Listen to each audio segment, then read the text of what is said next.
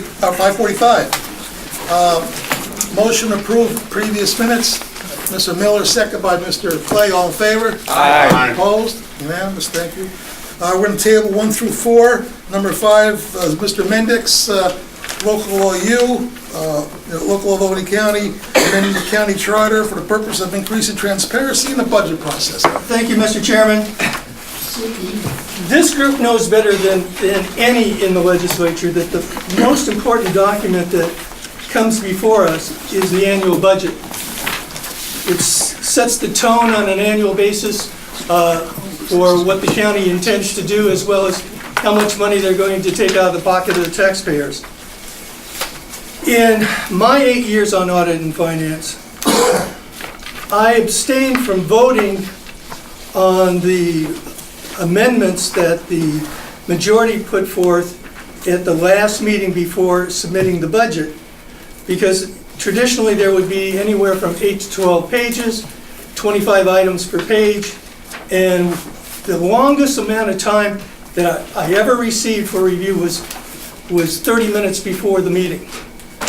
Now, as a legislator, I have a fiduciary responsibility to understand what's in it and before I can vote on it. That's why I abstained from most of the votes or voted no.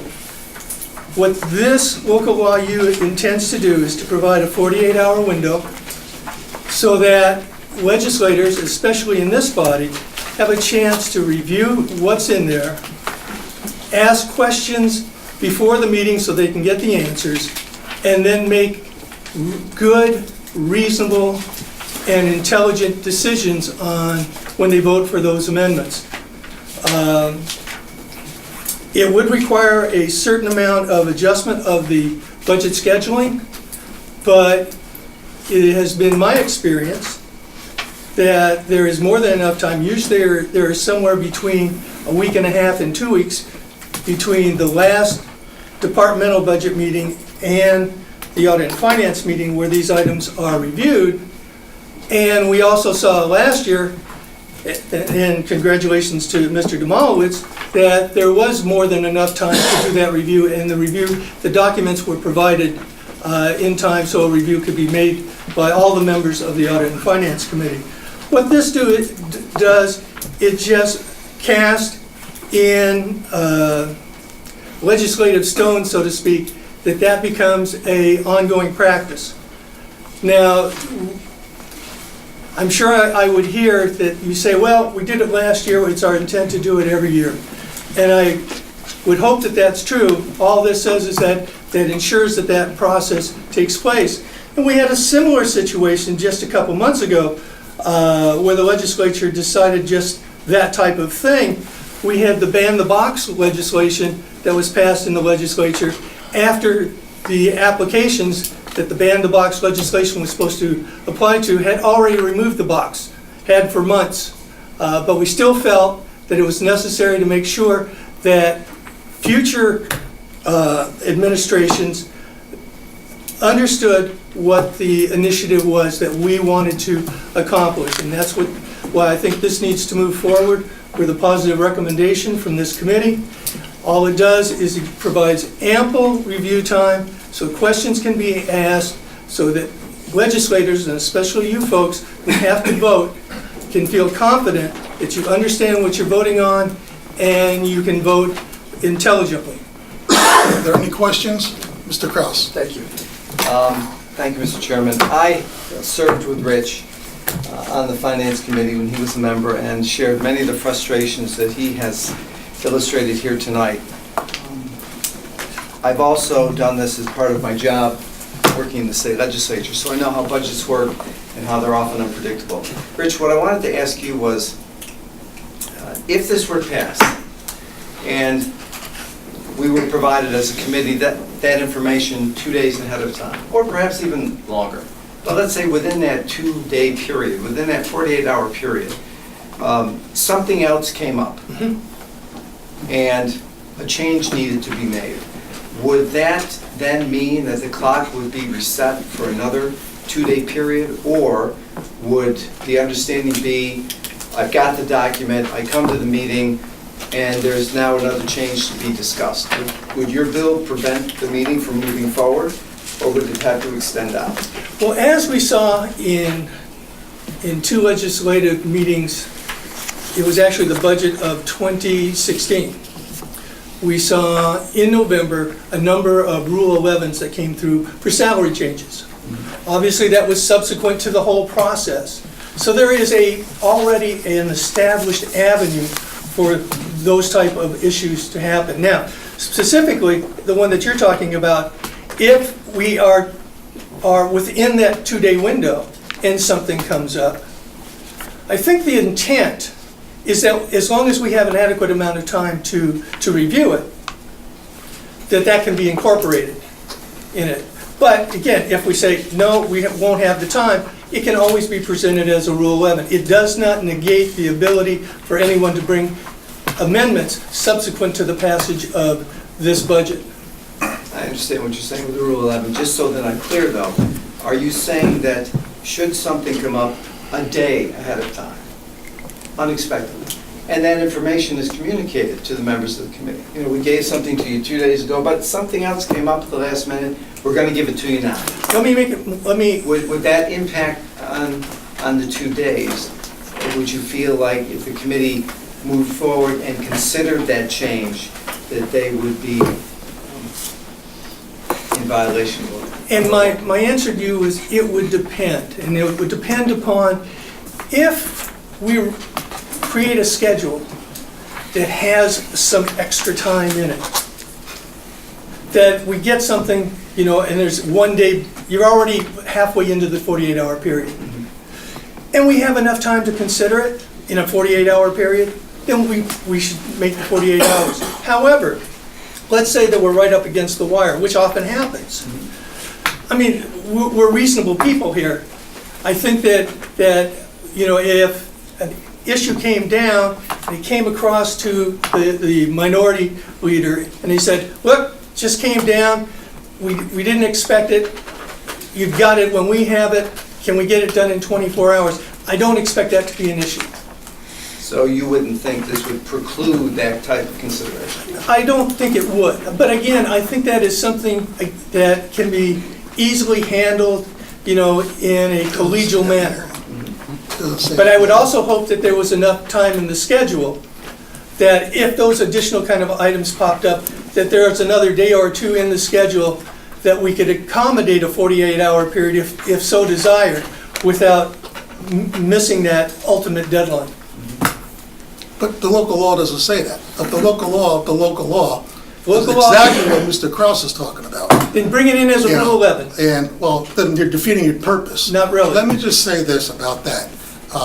This committee and our staff has been outstanding in getting the information out to the members and the whole legislature and the public at will.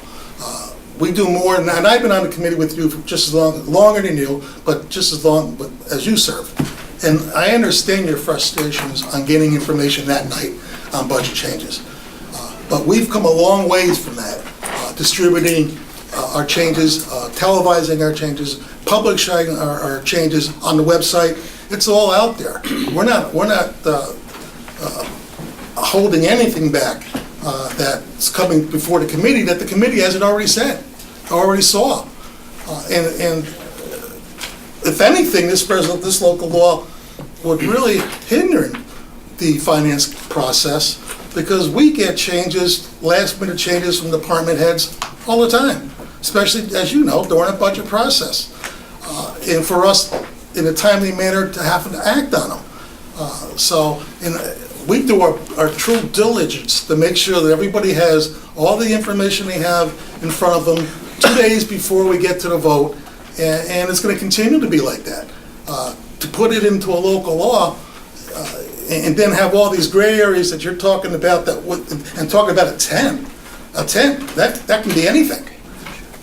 So I would just say that, and plus, this has been around since, what, 9/16, September 16. I mean, if this was, you know, it's been around longer than some cheese I get at home. So it's, to me, it's not an important issue to you as you would lead to believe, because it's been around here since 9/16.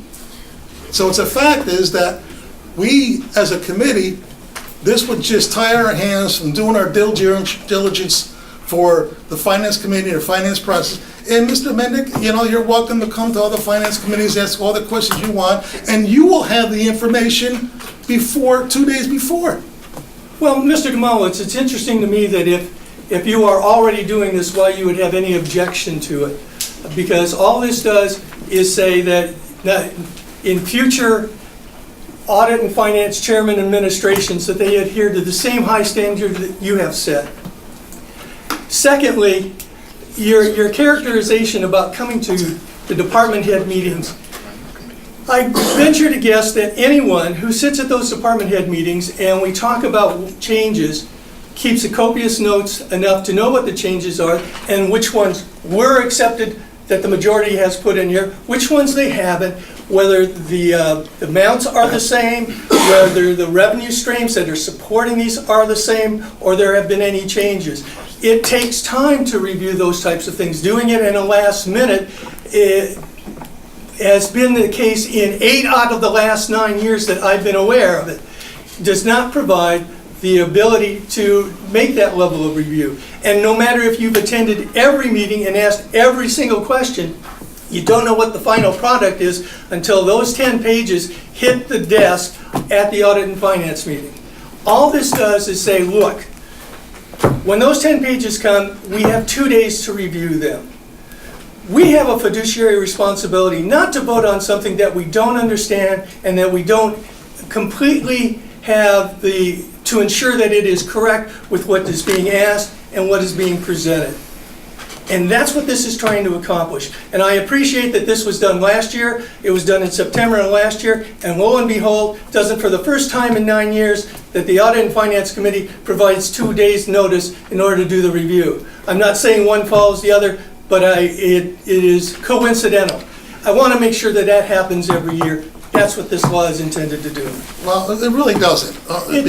Because what it does is just, no, it doesn't answer Mr. Krause's question.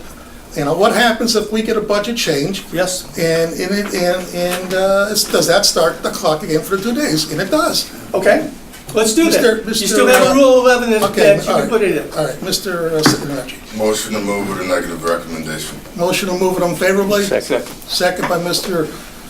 Touche. Touche. All in favor, unfavorably? Aye.